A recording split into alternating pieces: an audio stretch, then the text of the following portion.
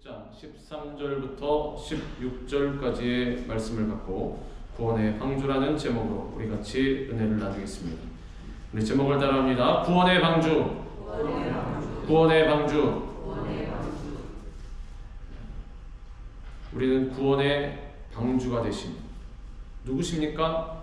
우리 예수 그리스도를 믿음으로 말미암아 그 안에서 늘 승리하는 인생을 살아갈 수가 있게 되고, 염려, 근심, 걱정, 불안이 다가올 때에도 우리 주님 앞에 다 맡겨드리고 나아감으로 말미암아 항상 주님의 자녀로서의 사명을 감당하는 그러한 인생을 살아가게 되는 것입니다. 그래서 우리는 늘 예수님만 바라보면서 나아가야 하며, 그리고 늘 주님 앞에 감사드려야 할 것입니다.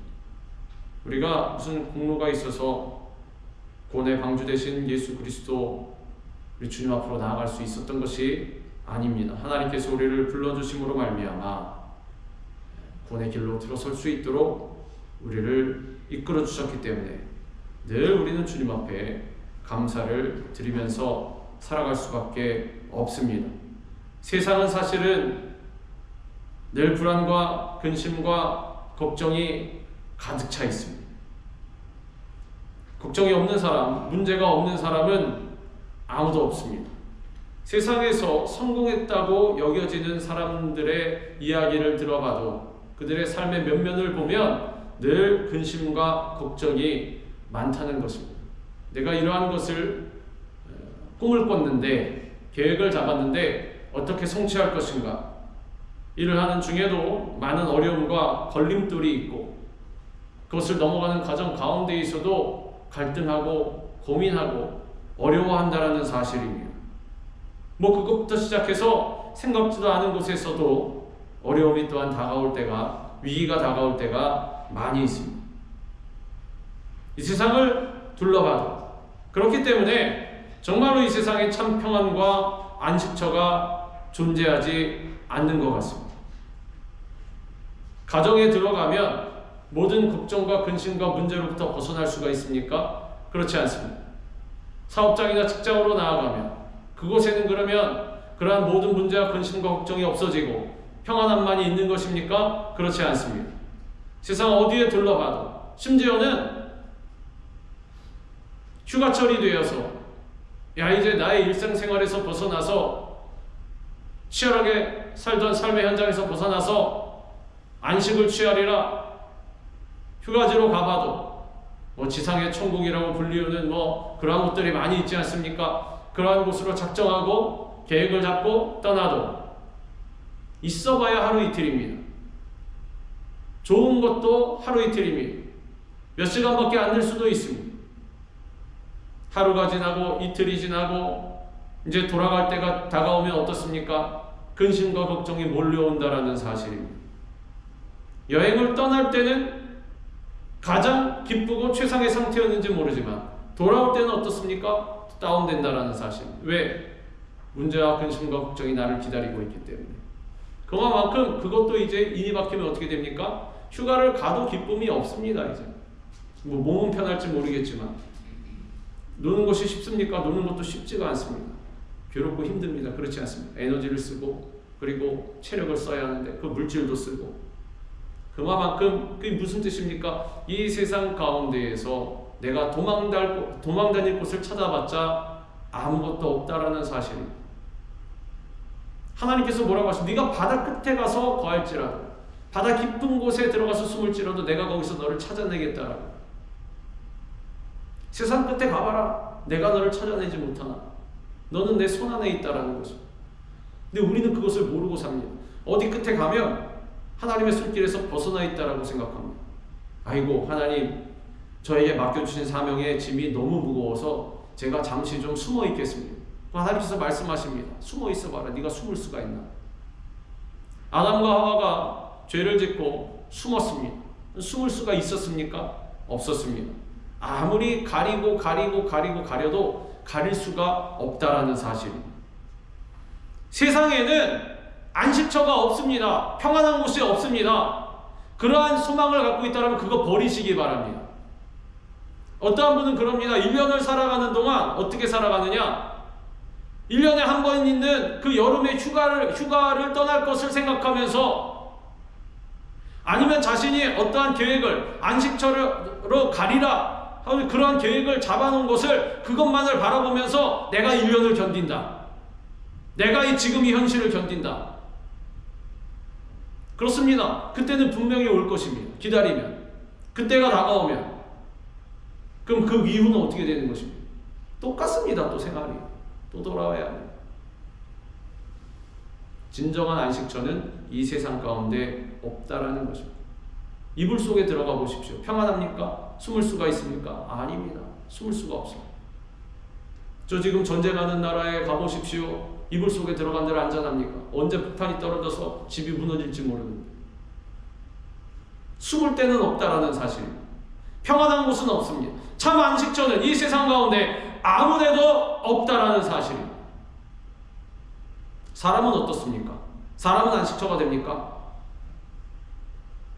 나의 부모, 형제, 자녀는, 아니면 나의 친구들은, 나의 무슨 회사 동료들은 안식처가 됩니까? 절대로 안 됩니다. 저도 안식처가 안 됩니다. 저 믿지 마시기 바랍니다. 저도 안식처가 안 됩니다. 저한테 온다고 제가 뭘 줄 수 있는지 아십니까? 저 못 드립니다. 아무것도. 사람도 안식처가 될 수 없다라는 사실입니다. 이 세상 가운데에서는 절대로 안식처가 없습니다. 그러나 오직 예수 그리스도의 십자가 그늘 밑에는 참 평안과 참 안식이 있는 것입니다. 거기밖에 없습니다. 다른 곳으로 가봐야 있을 데가 없습니다. 예수 그리스도의 십자가 그늘 밑에 하나님께서 각자에게 부르신 사명의 자리가 있을 것입니다. 거기 지키셔야 됩니다.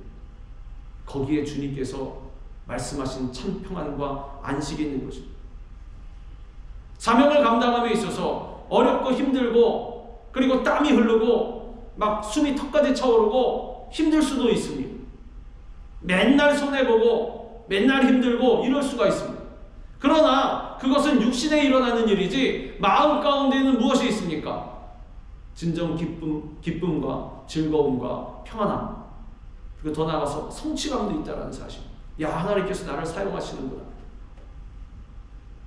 그래서 우리 믿음의 선진들은 어떻게 살았습니까? 그 사람들이 참 평안과 안식을 모르겠습니까? 예수님께서 참 평안과 안식을 주신다는 것을 다 알고 있었을 것입니다. 그래서 그들이 있었던 곳은 어디냐? 예수 그리스도의 십자가 그늘 밑에 있었다라는 사실. 거기에는 순교도 있고 돌에 맞음도 있고 채찍에 맞음도 있었습니다. 분명히.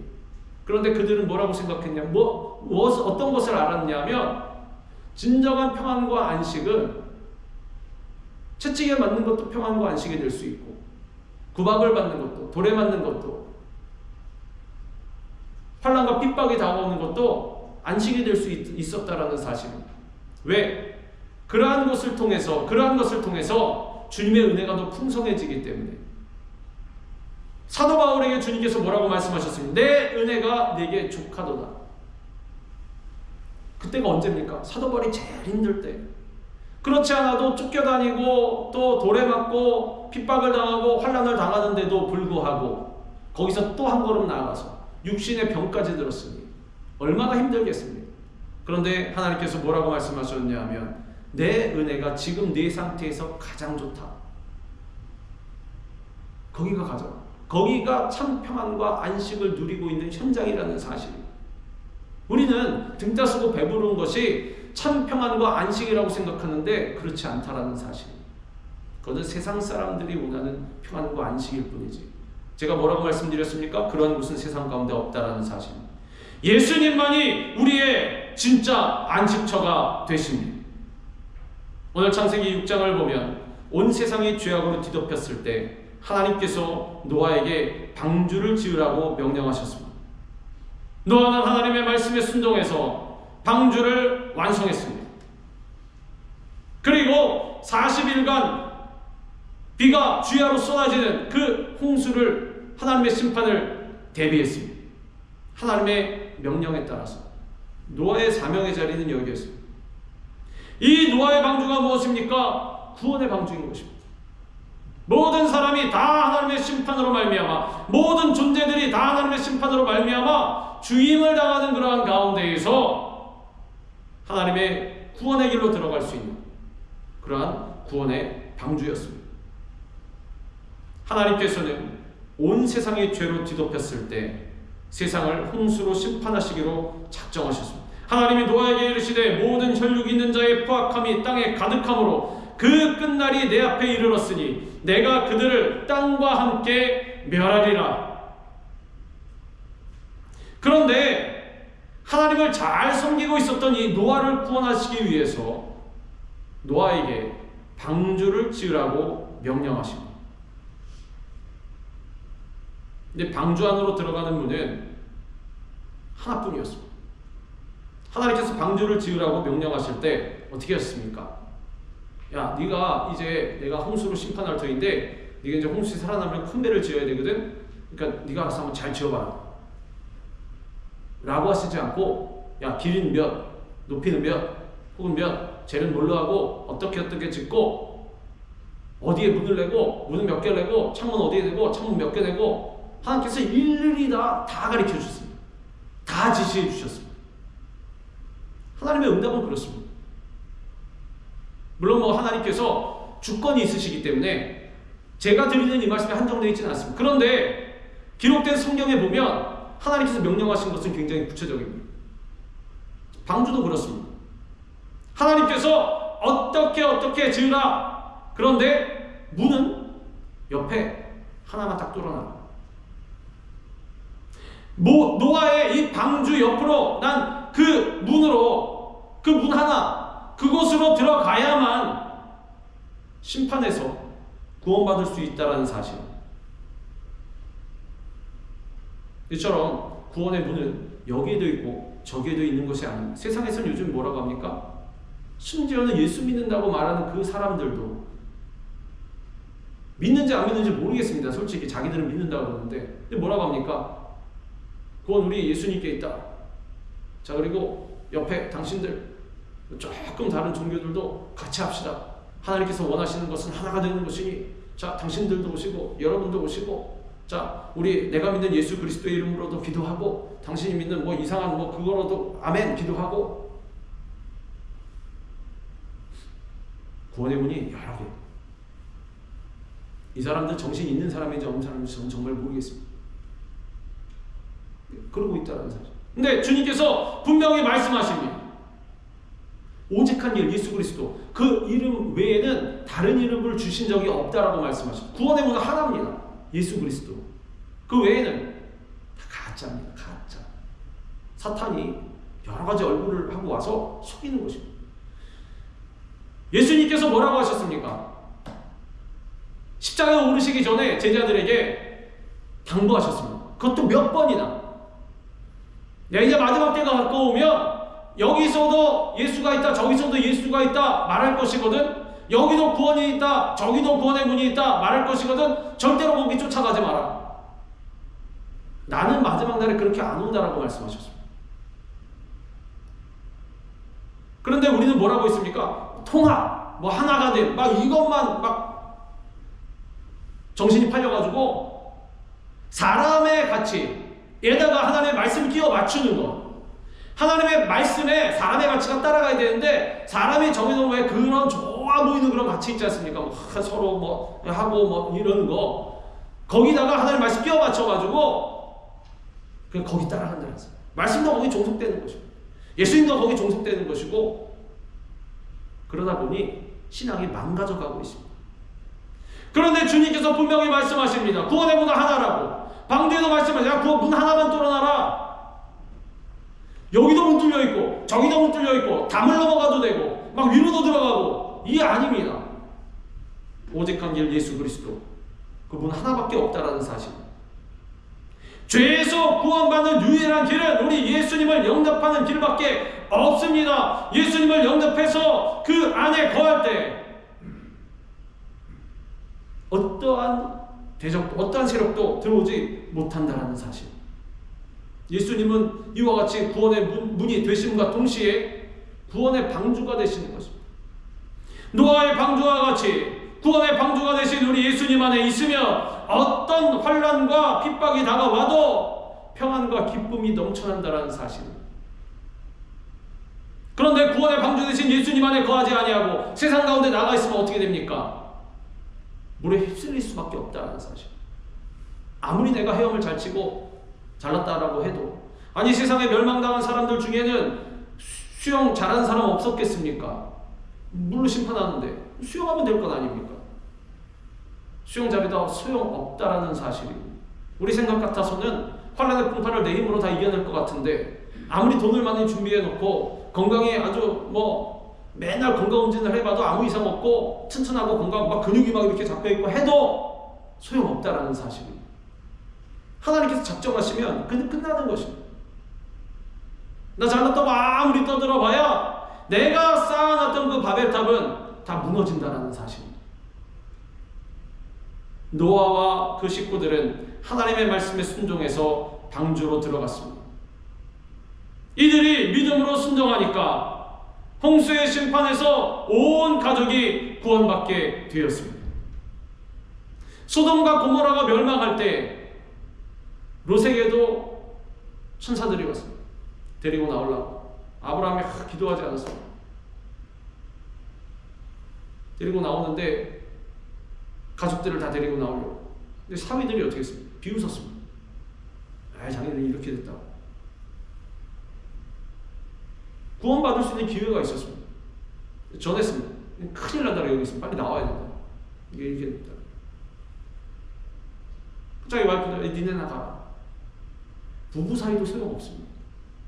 따로 떨어져 나오지 않았습니다.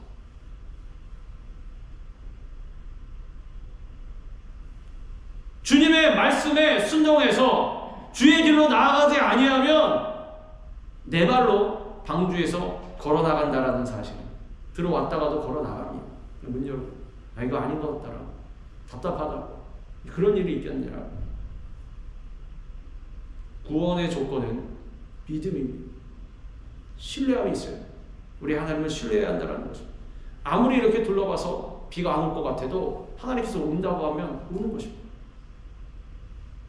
오직 예수님을 믿음으로 말미암아 구원을 받게 되는 것입니다. 홍수 심판 때 방주 안에 있었느냐 아니면 방주 밖에 있었느냐에 따라서 심판과 구원이 결정됐습니다. 모든 것이 다 준비된 후에 하나님께서는 노아에게 방주 안으로 들어가라고 말씀하셨습니다. 노아의 가족들이 방주 안으로 들어갔을 때 방주의 문은 닫혔고 그 이후로 아무도 들어갈 수가 없었습니다. 이와 같이 문이 닫히면 더 이상 구원의 기회는 없는 것입니다. 그리고 오늘날 방주로 이렇게 지어주신 것이, 눈에 보이는 방주로 지어주신 것이 무엇입니까? 교회입니다. 우리 예수님께서 교회를 만들어 주시지 않았습니다. 지금도 교회 문을 활짝 열고 세상에 있는 사람들을 구원의 문으로 초청하고 계십니다. 또 내가 네게 이르노니 너는 베드로라. 내가 이 반석 위에 내 교회를 세우리니 음부의 권세가 이기지 못하리라. 내가 이 반석 위에 내 교회를 세우리니. 교회가 누구 것? 예수님 것. 누가 세우셨다? 예수님께서 세우셨다. 내 교회를 세우리니, 내가 이 반석 위에 내 교회를 세우리니 음부의 권세가 이기지 못하리라. 교회는 예수님께서 지어놓으셨으므로 우리는 교회 중심으로 신앙생활을 한다는 사실. 가난한 성도라고 교회 안 나오고 그냥 내 맘대로 신앙생활 하겠노라. 좋습니다. 할 수도 있습니다. 그러나 그것이 며칠이나 가겠습니다. 결국에는 믿음을 저버릴 수밖에 없는 것입니다. 제 주위에도 그런 분들이 좀 계십니다. 얘기를 들어보면 나는 교회 나가서 신앙생활 해봐야 교회 나갔었는데 눈에 안 좋은 것만 보이고 시험만 들고 안 나가련다. 그래서 안 나가고 집에서 그냥 유튜브로 찾아보면 좋은 말씀하시는 목사님들 많이 나오니 그 말씀 찾아 듣고 난 그렇게 혼자 예배드립니다. 며칠이 나갈지 모르겠습니다. 대부분 살아가는 면면을 보면 세상 중심으로 살아간다는 사실. 그거 한번 딱 보고 그리고 그냥 내 맘대로 살아간다는 사실. 껍데기만 그리스도인이지 속은 어떤지 모르겠습니다. 왜 그러냐 하면 교회를 떠났기 때문에 그렇습니다. 교회는 폼으로 지어놓으신 것이 아닙니다. 아니 그럴 것 같으면 예수님께서 교회를 왜 지어놓으셨겠습니까? 어차피 너희 한 사람 한 사람이 성전이라고 말씀하셨는데, 그래 나 한 사람 한 사람 주님께서 성전을 지은, 나 성전이다, 나 교회다, 그러니까 그냥 내가 내 마음대로 나 혼자 신앙생활하면 되지, 하면 될 것 아닙니까? 근데 왜 굳이 교회를 지어놓으셨겠습니까? 모이기에 힘쓰라고 말씀하셨습니다. 교회 중심의 신앙생활, 구원의 방주로 이 시대에 교회를 허락하신 것입니다. 그러므로 심판의 날이 오기 전에 구원의 문이 활짝 열려 있을 때 속히 예수님을 영접해야 하는 것입니다. 주위에 그런 사람들이 있다라면, 가족이든 또 부모 형제든 친척이든 또 이웃이든 친구들 간에 그런 사람들이 있다라면 속히 초청해야 하는 것입니다. 물론 강제로 이렇게 끌고 올 수는 없습니다. 그러나 증거해야 하는 것입니다. 구원의 문 오직 한 길 예수 그리스도. 왜 교회로 나와야 한다, 주님 앞으로 나와야 한다라고, 신앙생활 해야 한다라고, 예수님을 영접해야 한다라고 복음을 전해야 하는 것입니다. 노아처럼 가족들을 주께로 구원의 길로 인도해야 하는 것입니다. 예수 그리스도만이 우리의 구원의 방주가 되시는 것입니다. 그 하나님께서 뭐라고 말씀하셨습니까? 너희 가족들 데리고 타고, 그리고 모든 동물들 암수 한 쌍씩 데리고 와라.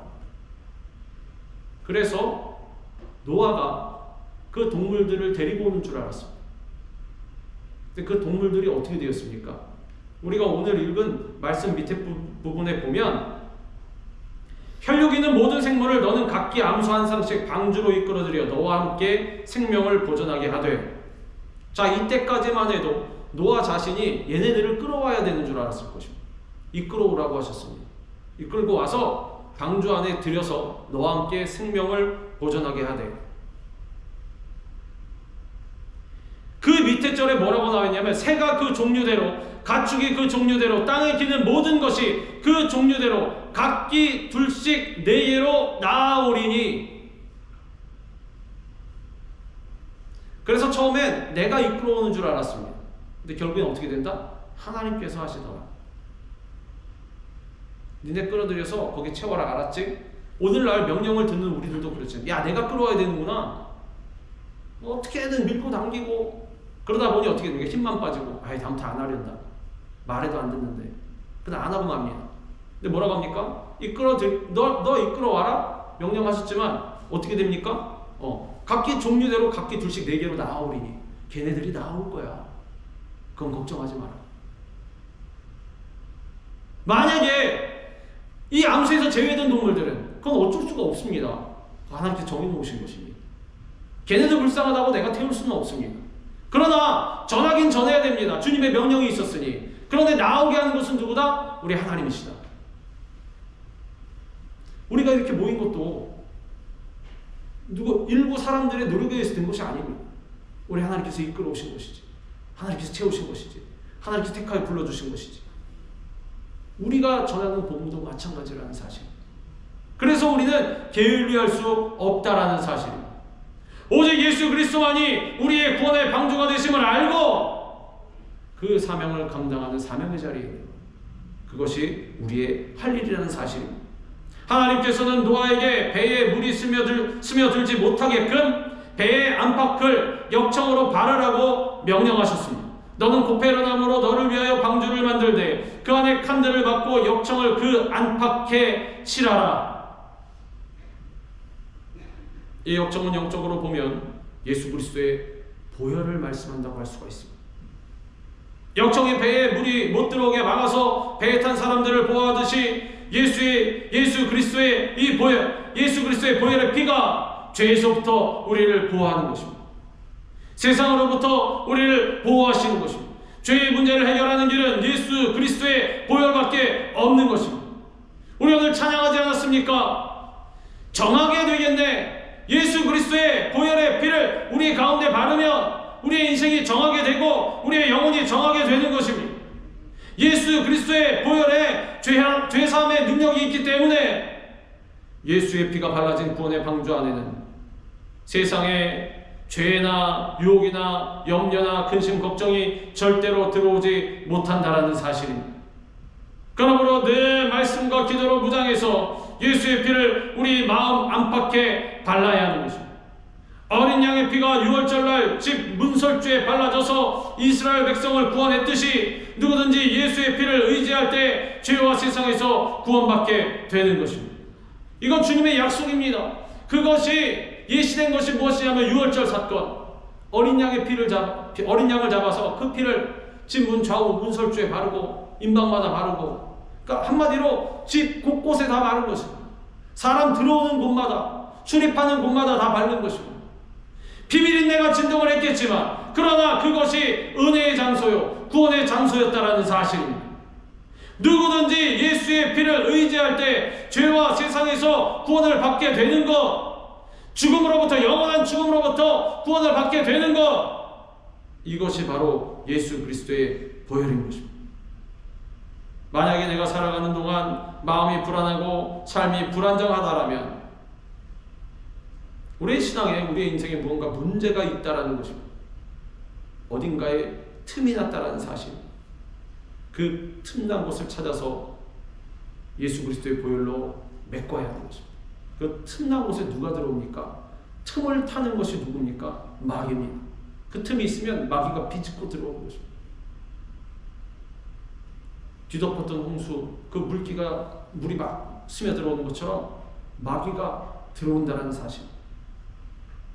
내가 늘 기도에 힘쓰고 있는지, 말씀을 따라 살아가고 있는지, 일상생활 속에서도, 세상 가운데에서도 하나님을 찬양하고 예수님을 찬양하고 그 사랑을 나눠주고 있는지, 마음의 의심이나 근심이나 불신이나 또한 미움과 어려움이 있는지를 점검해야 하는 것입니다. 나의 마음 상태가 제대로 되어 있는 것인지, 항상 주님만 바라보고 있는 것인지, 노아의 방주가 새지 않도록 역청을 바른 것 같이 이와 같이 수시로 점검해서 예수 그리스도의 보혈로 틈난 부분을 메꿔야 하는 것입니다. 날마다 예수님의 보혈을 마음 안팎에 바르시기 바랍니다. 그리고 더 이상 나약한 자화상을 갖지 말고 예수님의 방주 안에서 모든 문제를 이길 수 있는 능력을 가졌음을 믿음으로 고백하시기 바랍니다. 주님, 내가 방주 안에 탈 수 있도록, 예수님 안에 거할 수 있도록 나를 인도하여 주시니 감사합니다. 하나님께서 다 하시는 것입니다. 걱정하지 마시고 기도하시기 바랍니다. 예전에 우리 목장 모임 때 그 에반 올마이티라는 그러한 영화를 본 거 혹시 기억하실지 모르겠습니다. 에반이 그러지 않습니까?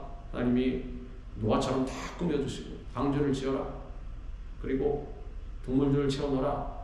처음에 믿지 않고 도망다닐 때 그 장면 혹시 기억하시죠? 동물들이 막 쫓아다닙니다. 에반을 창문을 닫아도 막 새들이 막 와서 부딪히고, 막 열어놓으면 그냥 때려 들어오고, 막 어디 가면 막 갑자기 어떤 낙타가 나오고, 막 하나님께서 일하고 계시다라는 사실. 우리는 믿음만 있으면 됩니다. 그러면 주님께서 우리를 인도하십니다. 다만 나중에 이 에반이 깨달은 것이 무엇입니까? 나에게 맡겨주신 사명이 이것이니 나는 절대로 도망갈 수가 없구나. 내가 있을 곳은 이곳이구나. 내가 맡은 사명은 이것이구나. 나중에 주님 앞에 순종하지 않습니다. 주님께서 이루신다는 사실. 결국엔 그 마을 사람 전체를 다 구원해 주셨습니다. 처음에는 비웃었습니다. 기자들이 와서 찍고, 저 사람 미쳤습니다. 저 사람 상원의원인데 미쳤습니다. 좀 보십시오. 얼마나 우스꽝스럽습니까? 옷은 또 어떻게 입었습니까? 수염 기른 거 보십시오. 막 와서 막 손가락질하고. 근데 어떻게 됩니까? 우르릉콩쾅 소리가 나니까 갑자기 방주로 다 들어가라고 서둘렀어. 마치 그 영화는 각색을 해서 모든 사람 다 받아들였을 망정이지. 문은 하나라는 사실입니다. 그리고 하나님께서 믿는 자들에게 역사하신다라는 사실. 하나님께서 예수 그리스도의 핏값으로 사신 우리를 늘 인도하시고 보호해 주신다는 사실 잊지 마시기 바랍니다. 노아의 방주는 3층으로 되어 있었습니다. 그런데 창문을 3층 꼭대기 천장에서 한 규빗 되는 곳에 달도록 지시하셨습니다. 거기에 창을 내되 위에서부터 한 규빗에 내고 그 문은 옆으로 내고 상중하 3층으로 할지니라. 자, 문도 옆으로 하나 내고 그 다음에 무엇을 했다? 창을 내되 위에서부터 한 규빗에 내고. 인간의 생각과 방법으로는 창을 여러 곳에 낼 수도 있고 층마다 낼 수도 있고 뭐 그렇지 않습니까?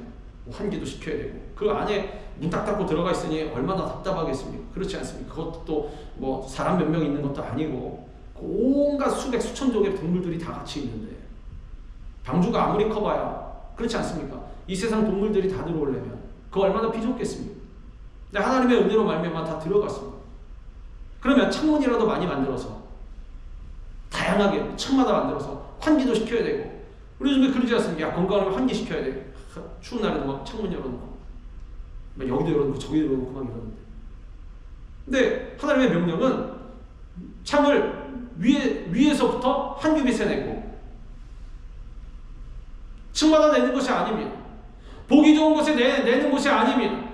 그냥 하나님의 명령에 따라서 창문을 딱 냈는데 높은 곳에 그 밑에서 보면 어떻겠습니까? 창문을 통해서 하늘만 보일 것입니다. 노아와 그 집 식구들은 이 창문을 통해 하늘만 바라봄으로 말미암아 오히려 위로와 소망을 가질 수 있었다라는 사실입니다.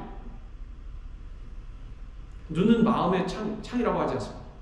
그 우리 몸에 난 창이 눈입니다. 그 여러분 눈을 통해서 뭘 보십니까? 그리스도인이 어떤 사람들이라고 말씀드렸습니다. 이 눈을 통해서 땅을 바라보고 옆을 바라보고 이런 사람들이 그리스도인이 아니라 그리스도인은 마음의 창인 눈을 통해서 무엇을 바라보나? 하늘을 바라보는 것입니다. 우리 살아계신 하나님을 바라보는 세상을 바라보면 소망이 없으되 하늘을 바라보면 어떻게 됩니까? 소망이 일어난다는 사실. 내일은 어떻게 됩니까? 아침에 일어나면 옆에 보고 저녁에 자기 전에 땅 보고 사람 보고 물질 보고 환경 보고 내 옆에 누가 있나 뭐라고 있나 나의 지금 삶의 이 육신적인 방향은 어디를 쫓고 있나 하나님의 사명 예수님이 뭐라고 말씀하시는지는 하나님께서 어디로 있는지는 관심도 없습니다. 사실은 왜? 우리의 마음의 창이 엉뚱한 곳에 열렸기 때문에 우리 어디를 바라봐야 됩니까? 하늘을 바라봐야 한다는 사실. 우리 살아계신 하나님을 바라봐야 하는 것입니다. 살면서 보면 예수를 믿으면서도 끝없이 불안에 떨고 염려하는 사람들이 있습니다. 왜 그렇습니까? 세상을 향해 창문이 열려져 있기 때문입니다. 환경 쪽으로 창문이 열려 있기 때문에 사람 쪽으로 열려 있기 때문에 세상으로 열린 창문을 닫아야 하는 것입니다. 어느 날 예수님께서 물 위로 걸어오심을 보고 베드로가 주님 앞에 간구했습니다. 주님, 저도 물 위를 걷게 해주십시오. 주님께서 오라고 말씀하시면 제가 걸어가겠습니다. 예수님께서 와라. 얼마나 좋습니까? 물 위를 척척척척척 걸어갔는데 그런데 어떻게 되었습니까? 결국에 빠져버렸다는 사실. 잘 걸어가다가 우와 우리 예수님 약발이 떨어졌는데 이게 아닙니다. 우리 예수님 능력이 부족하시네 이게 아닙니다. 우리도 말씀대로 순종하면 나가는 것 같다가 빠질 때가 많이 있습니다. 툭툭 빠져버립니다. 밑으로 쑥 빠지고 쑥 빠지고 뭐라 그러니까 원망하지 않습니까? 하나님 말씀하신 대로 하는데 이게 뭡니까? 옆 사람도 막 붙잡고 원망하고 당신이 믿으라고 해서 믿었는데 당신이 강단에서 말하지 않았어. 예수님 말씀하면 된다고 믿으면 된다고 믿었는데 이게 뭐요? 결국 누구 책임이다? 나 책임이다. 예수님 책임입니까? 이게 빠진 게? 아닙니다. 예수님 오라고 하셔서 그 말씀대로 순종하면서 갈 때는 괜찮았는데 어떻게 됐다? 바람과 파도를 보고 무서워 빠져가는지라. 예수님 뭐라고 하십니까? 믿음이 적은 자여 왜 의심하여? 맞지만 왜 의심해야 되냐? 딱 믿음 하나만 있으면 되는데 의심했다라는 사실입니다. 순종하면서도 의심합니다. 걸어가면서도 의심한다라는 사실입니다. 야, 내가 이거 하고 있는 것이 맞나? 저 사람이 하는 것보다 내가 하는 게 되게 보잘것없는데 내가 뭔가 큰 거 해야 되는 거 아닌가? 딴 거 돌아보고 어느 틈인가 맡겨주신 작은 일은 팽개쳐버리고 아무것도 아닌 것처럼 나는 더 큰 일을 하리라. 분명히 예레미야서에 하나님께서 예레미야를 통해서 바로에게 말씀하십니다. 우리에게 말씀하십니다. 네 자신을 위하여 큰 일을 찾지 마라. 왜? 일은 다 하나님이 하신다. 너는 믿는 것이다. 믿고 주님 따르는 것이다. 그래서 베드로가 주여 구원하소서 부르짖을 때 예수님께서 건져주시면서 왜 의심하였느냐? 환란의 홍수가 시험의 파도가 몰려올 때 환경을 바라보지 말고 우리 주님만 바라봐야 하는 것입니다. 눈에 보이는 것 느낌에 속지 말고 주위에 다가오는 바람이나 파도를 바라보지 말고 변함없는 주님의 말씀과 하나님의 사랑을 바라보고 믿으시기 바랍니다. 우리의 몸에 난 마음에 난 창을 통해서 우리 주님을 바라봐야 하는 것입니다. 아무리 큰 환란이 닥쳐와도 하나님만을 바라보면 승리하게 되는 것입니다. 환란의 홍수와 근심의 물결이 밀어닥칠 때 기도하라는 신호로 알고 무릎 꿇고 하나님께 기도하며 부르짖으시길 바랍니다. 원망 불평할 시간에 다른 곳으로 도망할 그러한 계획지 않은 시간에 엎드려서 기도해야 하는 것입니다. 누구처럼? 다니엘처럼. 다니엘이 하나님을 향해 창문을 열고 영혼을 올리면서 부르짖어 기도할 때 모든 환난과 근심이 물러간 것입니다. 결과는 사자굴에 들어갔을지라도 다른 사람 같으면 그랬을 것 아닙니까? 하나님 이게 뭡니까? 그런데 다니엘은 그 물 속에 빠지지 않았습니다. 왜냐하면 믿음이 있었기 때문에, 하나님을 향한 신뢰가 있었기 때문에. 내가 지금 뭘 하다 사자굴에 들어나 곰곰이 생각해보면 알 수 있지 않습니까? 내가 물건을 훔쳤나? 도둑질을 했나? 아니면 무슨 반역을 꾀했나? 아니라는 것입니다. 내가 뭘 했지? 기도하다가 들어왔지. 내가 협박이 있음에도 불구하고 내 생명 아끼지 아니하고 창문을 하나님께로 열고 기도하다 보니 사자굴로 들어왔지. 그럼 사자굴이 어디지? 사자굴이 천국이지. 주님 계신 그곳, 그 어디나 하늘나라. 내가 주의 사명을 감당함으로 인해서 어려움과 고난과 역경에 처했을지라 할지라도 그곳이, 그 현장이 어디다? 그것이 천국이다. 다니엘이 기도함으로 말미암아 그 기도한 것 때문에 사자굴에 들어왔더니 사자굴이 주님이 함께 하신 천국이 되더라.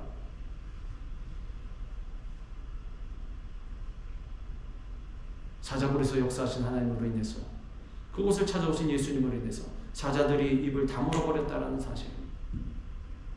구체적으로 나와 있지 않지만 그렇지 않겠습니까? 사람들 먹이 들어왔다 잡아먹으리라 그랬을 때 예수님 딱 들어오시면 어떻게 해서 깜짝 놀라가지고 구석에 가서 웅크리고 있지 않겠습니까? 야, 움직이지 마, 숨 쉬지 마, 큰일 난다고. 하나님께서 보호하신다라는 사실입니다. 환난과 역경이 다가왔을 때 문제가 생기는 것은 우리에게 기도의 제목을 주는 것입니다. 그 시간에 기도해야 하는 것입니다. 다니엘처럼 사람을 바라보지 말고 환경을 바라보지 말고 홍수 가운데 좌정하시는 하나님을 바라보시기 바랍니다. 위에 계신 주님을 날마다 바라보고 그 주님으로부터 우리의 삶의 능력과 지혜와 사랑을 공급받고 매일매일 주님과 동행하면서 살아가야 하는 것입니다. 40일간 대홍수 기간 동안 노아의 방주 안에 있는 노아의 가족들과 생물들은 하나님의 보호하심으로 말미암아 안전했습니다. 이와 같이 우리가 주님 안에 거하면, 구원의 방주가 되신 우리 예수님 안에 거하면 대홍수와 같은 이 세상의 환난이나 풍파에서도 하나님의 보호를 받고 환난 중에도 승리하는 삶을 살아갈 수가 있는 것입니다. 그러므로 염려와 근심을 모두 주님께 모두 다 주의 십자가 앞에 내려놓고 주님께 다 맡기고 주님만 의지하고 나아가시기 바랍니다.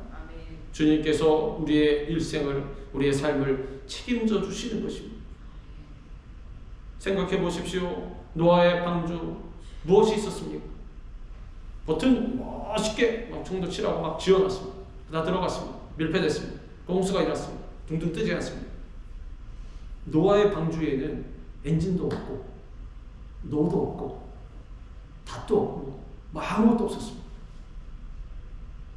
요즘 배는 잠수함 항공모함도 그렇고 막 핵추진 장치가 달리고 엔진이 달리고 그리고 키가 달리고 막 그렇지 않습니까? 스티어링 같은 거 조정하는 것도 달리고 그래서 항해사가 막 조정하고 어디로 갈지 계획을 세우고 막 갑니다. 그런데 노아의 방주에는 이러한 것이 하나도 없었다는 사실. 하나님께서 야 엔진 어디 달고 몇 마력짜리 쓰고 자, 그래야 우리 또 갈 것 아닙니까? 홍수로 온 세상이 뒤덮였으면 나무도 떠다니고 모두 있고 또 산봉우리 솟아오고 그것도 피해가야 되고, 타이타닉처럼 못 피하면은 막 갈라져가지고 쇠로 만든 배도 막 찢어져가지고 막 가라앉아 버리는데, 그 나무로 만든 배가 그걸로 있어야 될 것 아닙니까? 이렇게 보고 있다가 뭐가 다가오면 피해야 되고.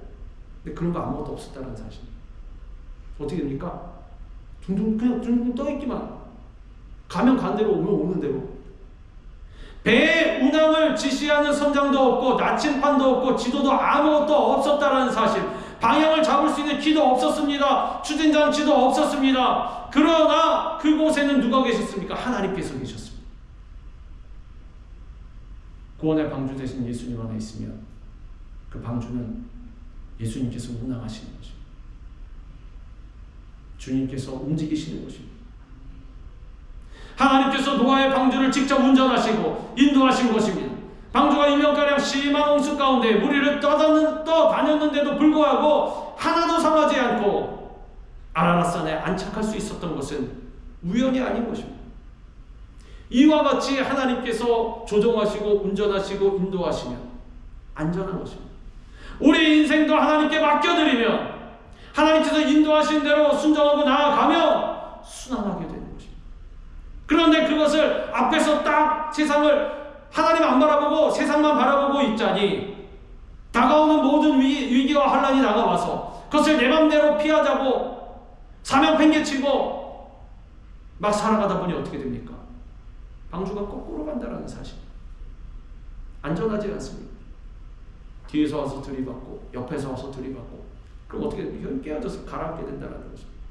그러나 진짜 선장이 되신 우리 주님 앞에 다 맡겨드리면 주님, 그냥 주님께서 운항하시옵소서 주인의 자리를 내어드립니다. 제가 할 것은 뭐가 있겠습니까? 그저 주님 원하시는 대로 인도하시는 대로 순종하며 나아가는 것뿐이지 죽으면 죽으리이다. 이 에스더의 믿음을 갖고 나아가면 하나님께서 직접 인도하시고 보호하신다는 사실. 우린 1분 1초 앞도 모르는 인생입니다. 그러므로 인생을 다 주님께 맡겨야 하는 거죠. 그러면 주님께서 선하고 복된 길로 인도해 주십니다. 만약 주님께서 인도하시는 길을 모른다, 움직이지 말고 기도하시기 바랍니다. 한 발짝도 움직이지 마시기 바랍니다. 주님, 저는 이제 인생의 황혼입니다. 이제 얼마 안 남았는데 빨리 말씀해 주셔야 될 것 아닙니까? 아니면 그냥 그 자리에 계시기 바랍니다. 응답이 없습니다. 움직이면 큰일 납니다. 확실하게 하나님께서 인도하실 때, 지시하실 때, 야 너는 고페르 나무를 갖고 가서 방주를 짓고 어떻게 지으라 말씀이 있으실 때까지 꼼짝 말고 기다리는 것입니다. 기다리면서 뭘 합니까? 주님 앞에 기도하는 것입니다. 열심히 부르짖어서. 기도는 언제까지 하는 것입니까? 응답이 올 때까지. 다니엘도 21일 만에 응답을 주셨으니 우리 다니엘 기도 해가지고 21일 동안 기도하고 그러지 않습니까? 21일 만에 응답이 안 올 수도 있습니다. 그냥 기도하는 거지. 기도는 죽을 때까지 기도하다 죽는 것입니다. 기도하다가 주님, 이것이 무슨 의미가 있습니까? 기도하다 죽고 싶죠. 아까 다니엘이 뭐 하다가 사자굴에 들어갔습니까? 기도하다가. 기도하는 자체가 성공하는 인생이라는 사실입니다. 우리가 세상을 쫓아 살면 우리의 삶은 끝없는 실패의 연속일 뿐인 것입니다. 세상에 살지만 세상에 지배당하지 말고 오히려 예수 이름으로 세상을 지배하면서 살아가시기 바랍니다. 주님께서 믿는 자들과 함께 하시는 것입니다. 환경에 지배당하지 말고 환경을 예수 그리스도의 보혈과 능력으로 다스리며 나아가시기 바랍니다. 절대로 패배자의 삶을 살지 말고 위대한 승리자로서 믿음의 전진을 해 나아가시기 바랍니다. 그 사람이 바로 승리자요 기도하는 사람인 것입니다. 우리의 삶을 구원의 방주이신 예수 그리스도께 맡겨드리시기 바랍니다. 구원의 방주에 들어갈 때 참 평안과 기쁨이 넘쳐나고 주님께서 놀라운 축복과 승리를 베풀어 주실 것입니다. 절대로 방주 밖으로 뛰어나오지 마시기 바랍니다. 예수님이 선장 되신 구원의 방주 안에서 주님이 주시는 위대한 승리를 체험하면서 하나님의 영광을 위해서 날마다 살아갈 수 있는 우리 모두가 다 되기를 주님의 이름으로 축원합니다. 기도하겠습니다.